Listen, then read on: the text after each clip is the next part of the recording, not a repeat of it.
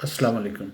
हम कैसर अहमद राजा साहब की जो अपोजिशन है एंटी डोमेस्टिक वायलेंस बिल के हवाले से जो उस पर उन्होंने तनकीद की, एक तो ये कि उन्होंने उसका नाम गलत लिया है। जो टेक्निकली जो बिल है उसका नाम था this act shall be called the domestic violence prevention and protection bill 2025। तो ये जो सेनेट की वेबसाइट है, इससे मैं पढ़ रहा हूँ। अब ये आप खुद इसका मुताला करें और बताएं कि इसमें आपको कहाँ पर खामी नज़र आती है जो इसने एक तूफ़ान उठाया हुआ है, प्रोपेगेंडा किया हुआ है। इट एक्सटेंड टू इस्लामाबाद, और ये सारे फेडरल टेरिटरी में आएगा और ये फौरी तौर पर नाफिजुल अमल होगा। जो इसकी वेबसाइट है, डेफिनेशन है in this act unless there is anything repugnant to the subject or context, aggrieved person means any woman, man, transgender person, child, vulnerable person, or any other individual, including a person with a disability or a person of old age who is or has been in domestic relationship with the respondent and who alleges to have been subject to any act of domestic violence by the respondent। अब इसमें क्या मसलन बुराई है? इसने एक तो ये कहा कि भाई इसमें इम्प्रेशन देने की कोशिश की कि इसमें सिर्फ ट्रांसजेंडर का तस्करा, इसमें सबका है, ट्रांसजेंडर का भी है, मर्द का भी है, औरत का भी है, कमज़ोर बंदे का भी है, कोई अपाहज है उसका भी है, किसी के साथ कोई बूढ़ा है उसके लिए भी है। अगर उसको किसी बंदे ने डोमेस्टिक वायलेंस का निशाना बनाया है तो वो जो है वो रिपोर्ट कर सकता है। अब यहाँ इन्होंने दिया है child means any person under the age of 18 years living in domestic relationship with the respondent and includes any adopted step और फॉस्टर चाइल्ड। मसलन जो अगर आपने किसी बच्चे को गोद लिया हुआ है, अपनाया हुआ है किसी बच्चे को, या फॉस्टर चाइल्ड है तो उसका भी। कोर्ट से मीन्स यहाँ पर क्रिमिनल प्रोसीजर कोर्ट, कोर्ट से मीन्स यहाँ फैमिली कोर्ट है, ये इसके टेक्निकलिटीज़ हैं। डिवीजन कंसर्न मीन्स डिवीजन जिसमें ये जियोग्राफिकल जो टेरिटरी है। Domestic relationship means a relationship between persons who live together in a household and are either related by marriage, kinship, adoption. मसलन डोमेस्टिक रिलेशनशिप से मुराद ये है कि एक घर के जितने भी अफराद हैं, चाहे वो मैरिज या किसी और सूरत में हो। Domestic violence has the same meaning as assign to it in section 3। Household means where the aggrieved person lives in a domestic relationship either singly or along with the respondent।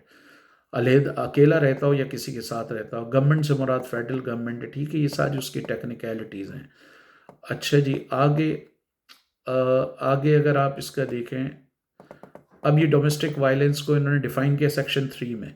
Domestic violence shall mean all acts of physical, emotional, psychological, sexual and economic abuse other than the offence define under Pakistan penal code और any other law. मसलन डोमेस्टिक वायलेंस से मुराद ये है कि किसी भी तरह का जिस्मानी, जज्बाती, नफ्सियाती, जिनसी या माशी जो है वो अब्यूज़ किया जाए, माशी तौर पे ज़्यादती की जाए।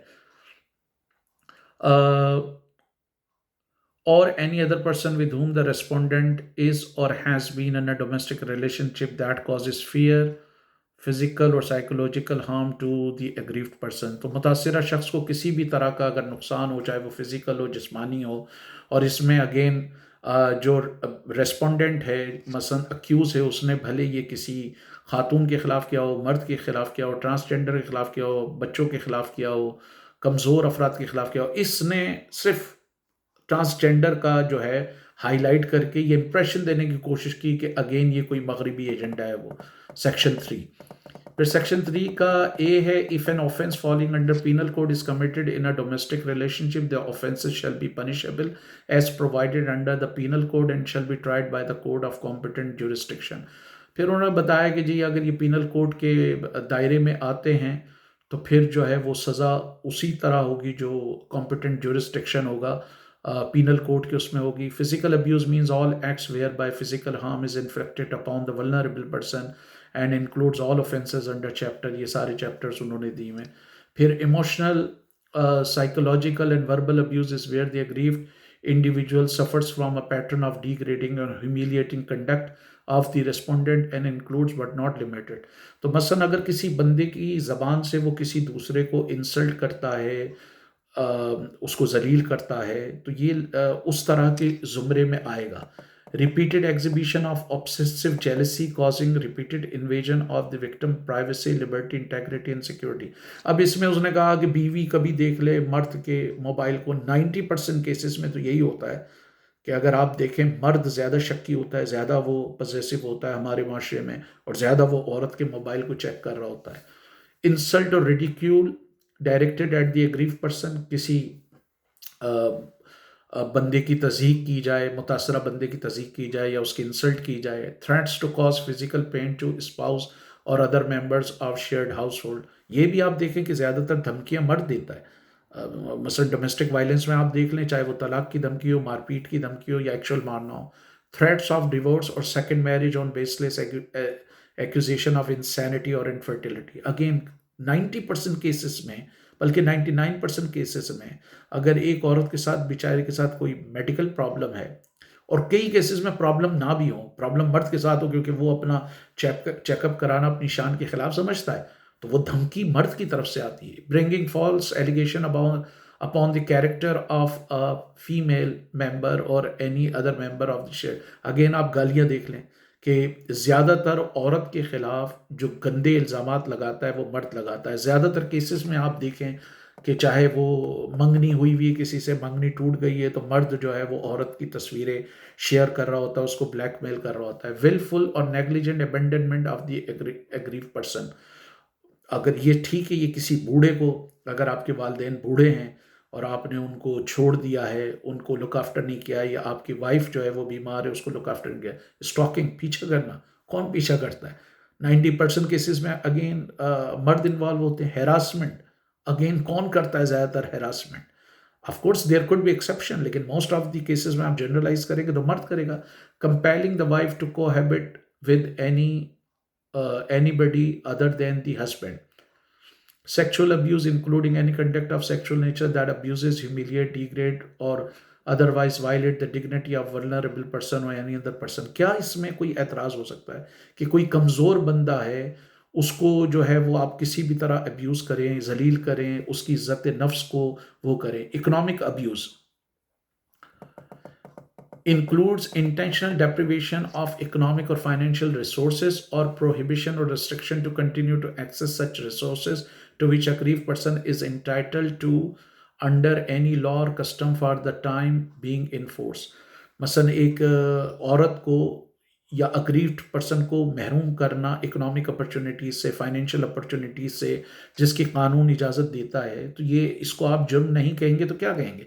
इसी सेक्शन को उसने सबसे ज़्यादा टारगेट किया है।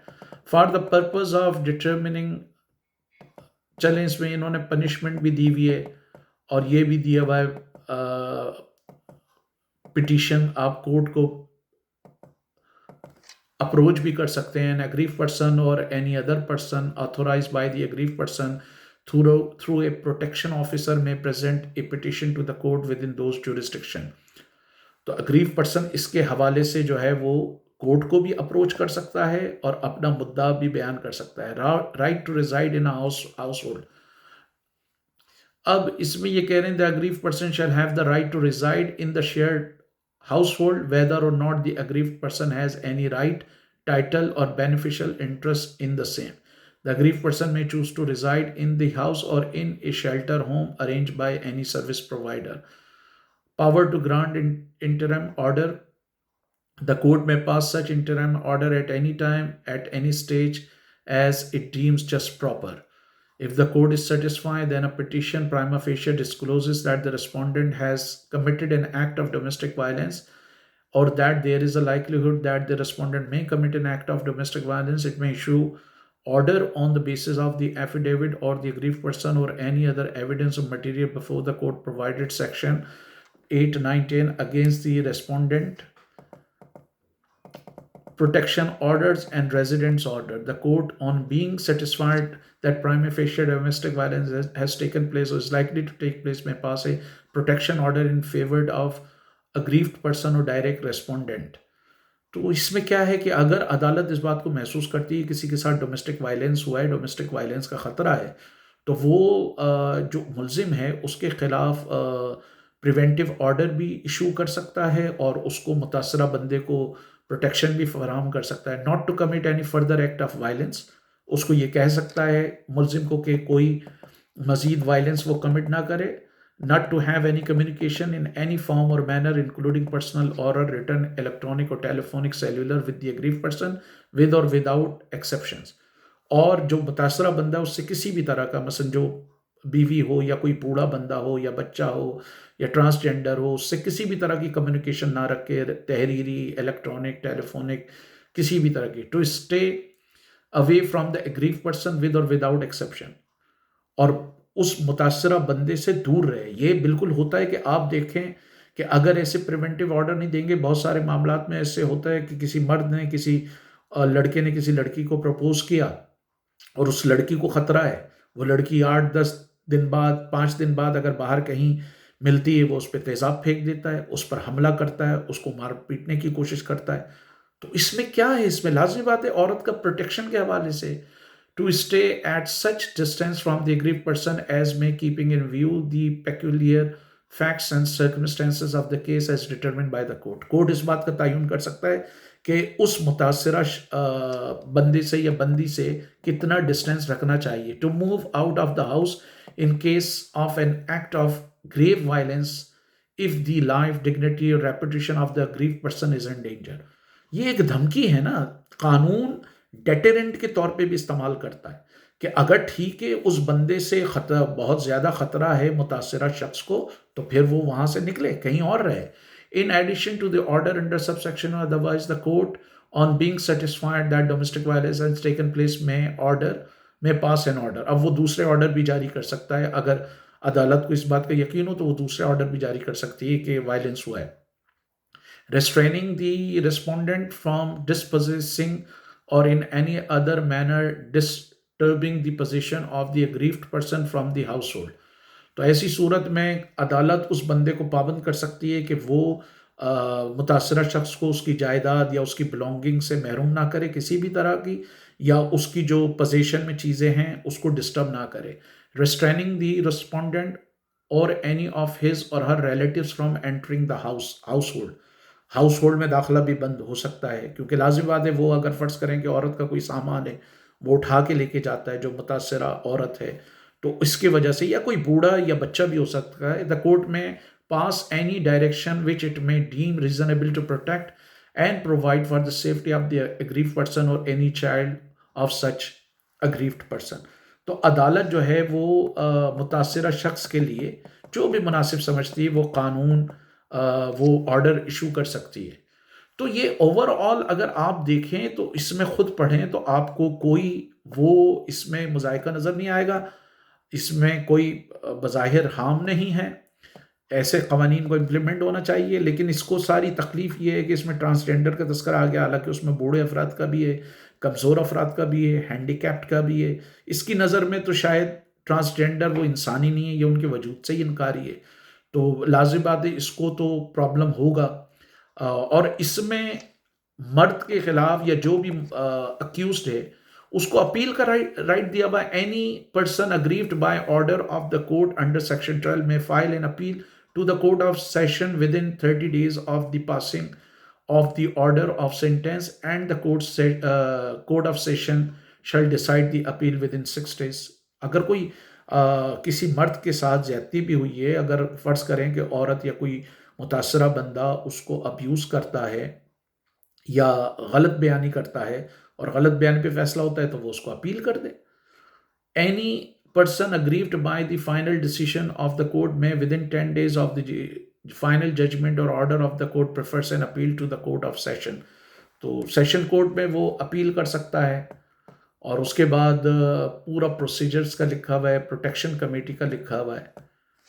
तो आप अगर खुद पढ़ें, ये सारा पढ़ें, तो आपको ये लगेगा कि इसके जितने उसूल हैं वो universal declaration of human rights के उस पर हैं। और इसके खिलाफ कैसर अहमद राजा ने ये जो प्रोपेगेंडा शोर उठाया हुआ है इसका कोई जवाज़, कोई जस्टिफिकेशन नहीं है। ज़रूरत इस अमर की है, कैसर अहमद राजा ने ये बददयानती की, ये पूरा बिल पढ़ के लोगों को सुनाता और फिर लोगों को डिसाइड करने देता उसकी शेख को बारी बारी। सिलेक्टिवली हमेशा ये यही करता है सबके केस में, एक दो चीज़ें पकड़ ली और उस पर फिर प्रोपेगेंडा कर दिया। पाकिस्तान में तो अगर कैसर अहमद राजा के घर में लोड शेडिंग भी हो तो उसमें भी मगरिब का हाथ होता है। तो हर चीज़ को मगरिब पे डालकर और जो कानून का एसेंस है, उसको ना बताना, ये बहुत बड़ी इंटेलेक्चुअल डिसऑनेस्टी है।